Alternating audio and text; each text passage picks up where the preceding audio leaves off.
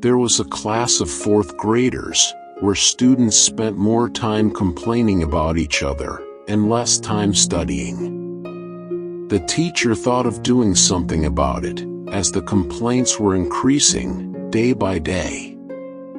The teacher asked her students to bring some tomatoes the next day.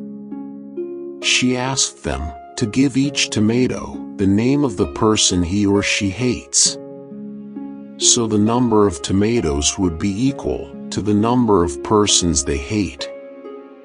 When they came the next day, some students carried 2, some 10, some even had 20 tomatoes with them, as per the number of people they hated.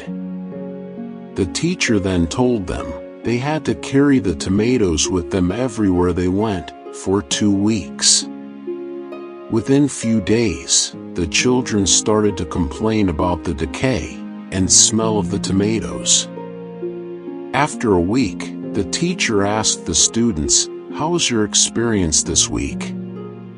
The children complained of the awful smell and heavy weight of the tomatoes. They just wanted to get rid of those smelly tomatoes. The teacher said, "This is very similar to what you carry in your heart when you don't like some people. Hatred makes the heart unhealthy, and you carry that hatred everywhere. If you can't bear the smell of spoilt tomatoes for a week, imagine the impact of bitterness on your heart as you carry it daily.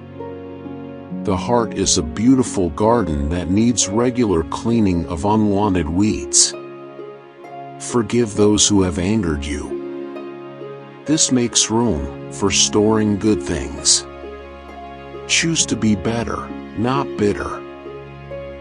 4 famous quotes on hate and bitterness.